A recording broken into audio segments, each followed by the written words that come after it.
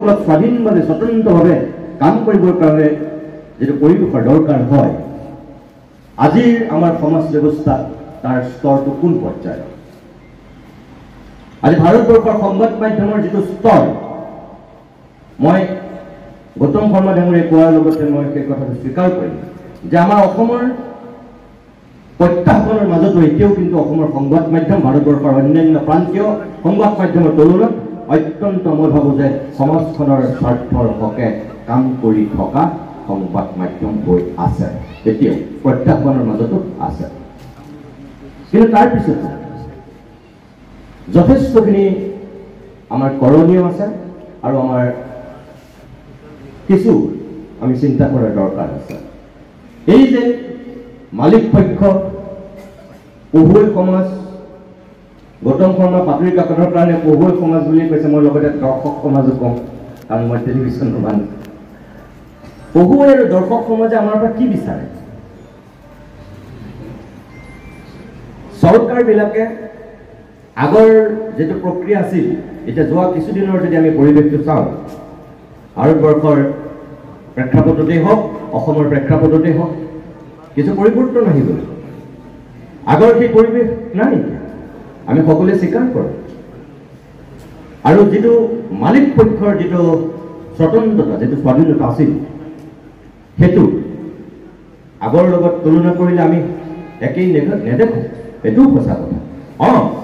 ভাৰতবৰ্ষৰ যিটো সংবাদ পত্ৰৰ ইতিহাস, সেই ইতিহাসটোৱে যদি আমি চাওঁ, তেনেহ'লে কিন্তু আৰম্ভণিৰ পৰাই যদি মন কৰা যায়, তেতিয়াহ'লে আমি দেখিম যে তাত পৃষ্ঠপোষকতা আছিল। ব্ৰিটিছৰ দিনত ভাৰতবৰ্ষৰ সংবাদ মাধ্যম যেতিয়া আৰম্ভ হৈছিল, বহুত সংবাদ পত্ৰই ব্ৰিটিছৰ গুণানুকীৰ্তন কৰিবলৈ বাধ্য কৰিছিল। আনকি ৰাণীৰ তোষামত কৰিবলৈকো বহুত তেতিয়াৰ সেই সময়ৰ সংবাদ পত্ৰই কুণ্ঠাবোধ কৰা নাছিল। হকে বিহকে সেই সময়ত আমি প্ৰশংসাৰে উপচাইছোঁ। আমাৰ অসমৰ ইতিহাসত যদি আমি চাওঁ, অৰুণোদয় যুগৰ পৰা বিভিন্ন ঘাত প্ৰতিঘাতৰ মাজেদি যিটো যাত্ৰা সংবাদ পত্ৰই আৰম্ভ কৰিছে, আজি 2025 চনৰ এই মধ্য সময়ত আমি যদি বিশ্লেষণ কৰোঁ, আমি তেনেহ'লে দেখিম যে অসমৰ সংবাদ পত্ৰৰ যিটো ইতিহাস আৰু আমাৰ ইলেক্ট্ৰনিক মিডিয়াৰ যিটো ইতিহাস, ইয়াৰ মাজত আকাশ পাতাল পাৰ্থক্য আছে। কিন্তু তাৰ পাছতো যেতিয়া অসমৰ প্ৰেক্ষাপটত সংবাদ মাধ্যমৰ বিষয়ে বিশ্লেষণ কৰে কোনোবাই, সংবাদ মাধ্যমৰ কথা যেতিয়া আলোকপাত কৰে কোনোবাই, একেটা শাৰীত থৈ সমালোচনা কৰে, একেটা শাৰীত থৈ বিশ্লেষণ কৰে। মোৰ তাত আপত্তি আছে। এইকাৰণে মোৰ আপত্তি আছে যে সংবাদ পত্ৰৰ যিটো ইতিহাস, যিটো দীঘলীয়া ঐতিহ্য, তাৰ পিছত অহা যিটো ইলেক্ট্ৰনিক মিডিয়া, ইয়াৰ লগত একাকাৰ কৰি দিলে নহ'ব। কিন্তু আজিও সংবাদ পত্ৰত যেতিয়া অসমৰ সংবাদ মাধ্যমৰ সন্দৰ্ভত আলোচনা কৰে, বাতৰি কাকতৰ সাংবাদিক আৰু টেলিভিশ্যনৰ সাংবাদিকক একেলগে মানুহে সমালোচনা কৰে। মই আৰম্ভণিতেই কৈছোঁ, সাংবাদিকে চাবলৈ গ'লে একেলগে সমালোচনা হ'বই।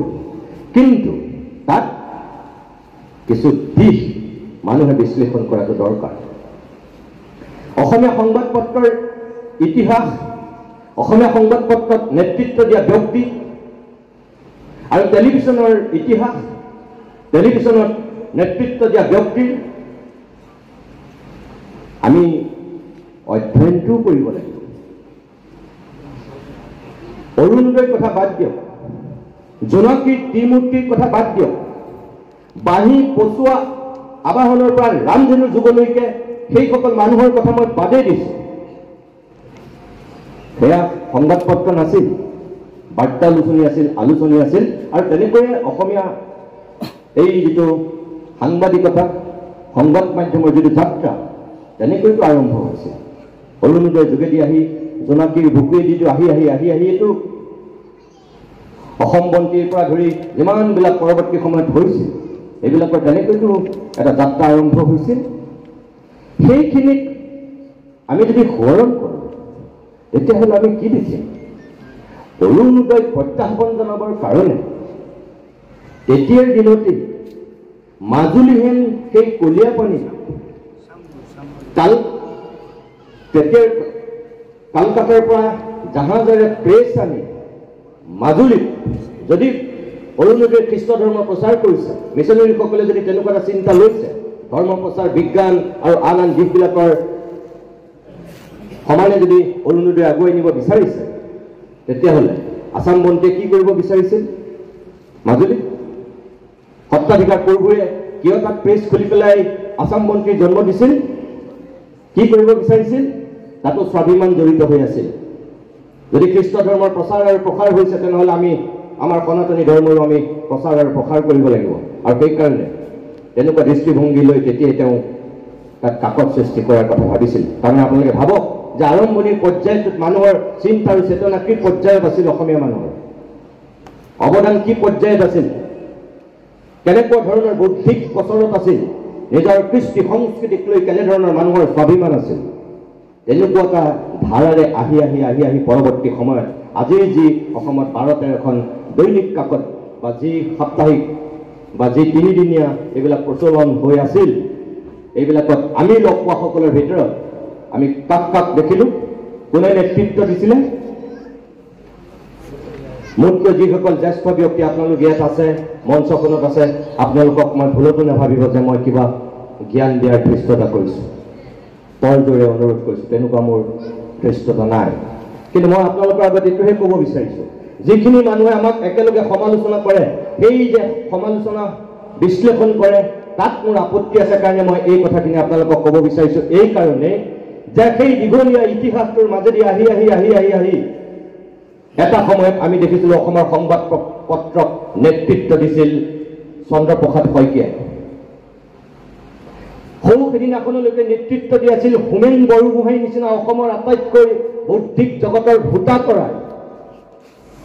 এতিয়াও এখন কাকতৰ নেতৃত্ব দি আছে কনকচন্দ ডেকাৰ নিচিনা বয়োজ্যেষ্ঠ বৰেণ্য ব্যক্তিয়ে। বাকীসকল আছে, ধীৰেন্দ্ৰনাথ বেজবৰুৱাৰ কথাই কওক, ৰাধিকা মোহন ভাগৱতীৰ কথাই কওক, তিলক হাজৰিকাৰ কথাই কওক, পৰাগ কুমাৰ দাসৰ কথাই কওক, অজিত ভূঞাহঁতৰ কথাই কওক, এইবিলাক মানুহৰ কথা মই নকলোঁ। যিটো ইতিহাস আমি লগ পোৱা সকলৰ ভিতৰত ভূপেন হাজৰিকা, হোমেন বৰগোহাঁই, কনকচন্দ ডেকা, এইবিলাকে অসমীয়া বাতৰি কাকতৰ নেতৃত্ব দিছে। এইবিলাক মানুহৰ প্ৰজ্ঞা, এইবিলাক মানুহৰ ব্যক্তিত্ব, এইবিলাক মানুহৰ জ্ঞান আৰু গৰিমা কোনটো পৰ্যায়ৰ আছে? অসমীয়া বাতৰি কাকতত যিবিলাক সম্পাদক হৈছিল বা এতিয়াও হৈ আছে, সেই মানুহবিলাকৰ অন্ততঃ অসমীয়া ভাষা, সাহিত্য, সংস্কৃতিৰ লগত এটা সুকীয়া সম্পৰ্ক আছে। গৌতম শৰ্মাই যিখন কাকতৰ আজি কাৰ্যবাহী সম্পাদক হৈ আছে, ইয়াৰ আগত কোন কোন কাৰ্যবাহী সম্পাদক হৈছে? প্ৰশান্ত ৰাজগুৰু। প্ৰশান্ত ৰাজগুৰু কি আছিল? এগৰাকী গল্পকাৰ আছিল, এগৰাকী ভাল লেখক। তাৰ আগত কোন আছিল? মনোজ গোস্বামী আছিল। আজি মনোজ গোস্বামী এগৰাকী ভাল গল্পকাৰ, ভাল সাহিত্যিক, আৰু তাৰপিছত সাংবাদিক। সেই আমাৰ অসমত কোনবিলাক মানুহ জড়িত হৈ আছে? অনুৰাধা শৰ্মা পূজাৰী আজি স্বাধীনৰ সম্পাদক, সেই আমাৰ অসমৰ বুকুৱেদি ওলাই গৈ স্বাধীনৰ সম্পাদকৰ আসনত তেখেত বহিছে।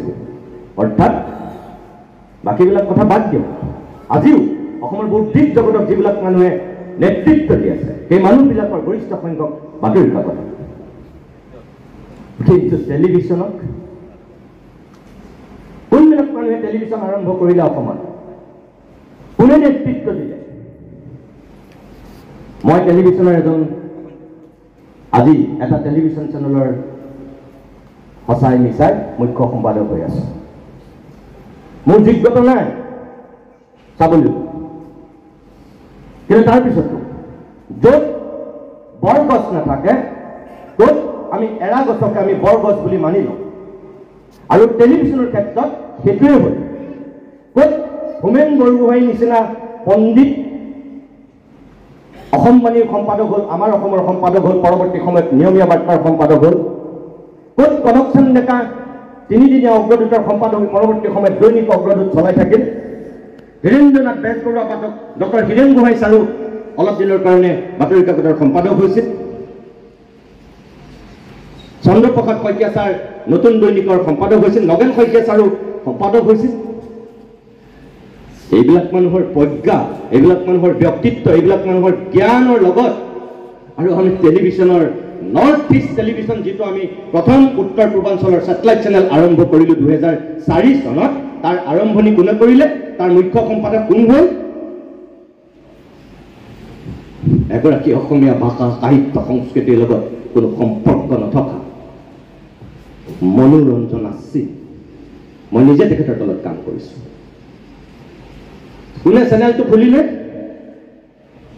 মাতং সিং, এগৰাকী প্ৰাক্তন কেন্দ্ৰীয় গৃহ ৰাজ্যমন্ত্ৰী। লক্ষ্যৰ উদ্দেশ্য কি আছিল? বেপাৰ কৰা আৰু ৰাজনীতি কৰা। তাৰ পিছত যিটো দ্বিতীয়টো চেনেল আৰম্ভ হ'ল, অসমীয়া মানুহৰ নেতৃত্বতে আৰম্ভ হ'ল। আমি আৰম্ভ কৰিলোঁ।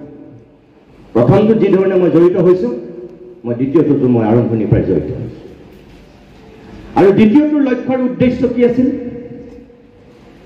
সংবাদ সেৱা কৰা, অসমৰ সংবাদ মাধ্যমক শক্তিশালী কৰা, বলিষ্ঠ ৰূপত আগুৱাই লৈ যোৱা নহয়। দ্বিতীয়টো টেলিভিশ্যন চেনেলৰ লক্ষ্যৰ উদ্দেশ্য আছিল ৰাজনীতি কৰা, নিজৰ ৰাজনৈতিকভাৱে নিজক এষ্টাব্লিছ কৰিবৰ কাৰণে এটা ভেটি নিৰ্মাণ কৰা। মোক কোনোবাই এতিয়া ক'ব পাৰে যে আপুনিও তাত কাম কৰিছিল। মই কৰিছোঁ, সঁচা কথা, মই কৰিছোঁ। অসমীয়া মানুহৰ যিটো স্ববিৰোধী স্থিতি, মই আজি আপোনালোকক প্ৰথমবাৰৰ কাৰণে এই কথাটো ক'ব বিচাৰিছোঁ। এইকাৰণেই বহুত হৈ গৈছে, বহুত সহ্য কৰিছোঁ, আজিলৈকে ক'তো কোৱা নাই, সেইকাৰণে ক'ব বিচাৰিছোঁ। যেতিয়া মই সেই চেনেলটোত কাম কৰিছিলোঁ, তেতিয়া মোক মানুহে য'তেই লগ পায়, হোমেন বৰগোহাঁই ছাৰ এতিয়া স্বৰ্গত আছে, মই ছাৰৰ নামত এই কথাখিনি ক'ব বিচাৰিছোঁ। ছাৰৰ লগত বহুত মিটিঙলৈ গৈছিলোঁ একেলগে, ছাৰ তাৰ সাক্ষী আছে। ছাৰ আপোনাৰ অনুষ্ঠানটো চাওক, কথা বাৰ্তা, তাৰ বাহিৰে কিন্তু আমি নিউজ লাইভটো নাচাওঁ, এনেকৈ কৈ দিয়ে। বহুত বাৰ মুখামুখি হৈছোঁ এই প্ৰশ্নটো। তাৰপিছত মোক কয়, আপুনি ছাৰৰ লগত কৰা অনুষ্ঠানটো চাওঁ আৰু আপুনি কৰা টক শ্ব'কেইটা চাওঁ, বাকীবিলাক নিউজ চিউজ নাচাওঁ, কিন্তু বাকী টক শ্ব'ক নাচাওঁ। আপোনালোকে কি যে ইমান অকল নিজৰ মন্ত্ৰীৰ কথাই গাই থাকে। তাতোতকৈ যিবিলাকে বেছি ওপৰলৈ যায় তেওঁলোকে কি বুলি কয়? সাংবাদিকতাটো আপোনালোকে বৰবাদ কৰি দিলে। অসমীয়া সাংবাদিকতাক একদম জহন্নামে যোৱালে আপোনালোকবিলাক। মই আপোনালোকক সঁচা কথা কৈছোঁ, বুকুখনত তেতিয়া ক'ৰবাত কষ্ট হয়, দুখ পাওঁ, বেয়া লাগে, কিবা এটা মুখৰ মাত ভৰি যায়। তাৰপিছত এটা সময়ত ভাবিছোঁ বিবেক দংশন হৈ কিমান থাকে, ওলাই আহিছোঁ। যেতিয়া ওলাই আহিছোঁ, ওলাই আহি যেতিয়া আকৌ বেলেগ ধৰণে কাম কৰিছোঁ, তেতিয়াও মানুহে আকৌ একেই প্ৰশ্ন কৰিছে, একেই প্ৰশ্ন কৰিছে। মই আহি পেলাই মই কোনো এজন বহিৰাগত বনিয়াৰ ওচৰত মূৰ ধুব গৈ নাছিলোঁ। মই কোনো এজন দিগ্গজ ৰাজনীতিকৰ ওচৰত মই কাম কৰিবলৈ যোৱা নাছিলোঁ। কোনো বেপাৰীৰ মানসিকতাৰে অকল কেৱল বেপাৰ কৰিব বিচৰা মই এটা সংবাদ গোষ্ঠীত জড়িত হোৱা নাছিলোঁ। যিটো সংবাদ গোষ্ঠীৰ লগত জড়িত হৈছিলোঁ, সেই সংবাদ গোষ্ঠীটোৰ লগত পণ্ডিত হেমচন্দ্ৰ বৰুৱাৰ নাম জড়িত হৈ আছিল। উত্তৰপুৰী হিচাপে অসমীয়া সংবাদ মাধ্যমত তেখেতসকলৰ এটা সুকীয়া স্থান আছিল আৰু তেনেকুৱা এটা স্বাভিমানী, অসমীয়া ভাষা সাহিত্য সংস্কৃতিক ভাল পোৱা এটা জাতীয়তাবাদী চিন্তাধাৰাৰ সংবাদ গোষ্ঠীৰ লগত জড়িত হৈছিল। আৰু তাৰপিছতো মানুহে আকৌ ওলোটাৰ ধৰণৰ কিছু কথা কয়। মোৰ কথাটো হ'ল এইটোৱেই যে যেনেকৈ হোমেন বৰগোহাঁই ছাৰ, নগেন শইকীয়া ছাৰ, হীৰেন গোহাঁই ছাৰহঁতে, তিলক হাজৰিকাৰ নিচিনা নমস্য ব্যক্তিয়ে য'ত সংবাদ পত্ৰক নেতৃত্ব দি এতিয়া সুকীয়া মাত্ৰালৈ লৈ গৈছিল, তাত গৌতম শৰ্মাহঁতৰ দৰে ব্যক্তি পৰৱৰ্তী সময়ত যোগ হৈ সেই ধাৰাটোক আগুৱাই লৈ গৈছিল।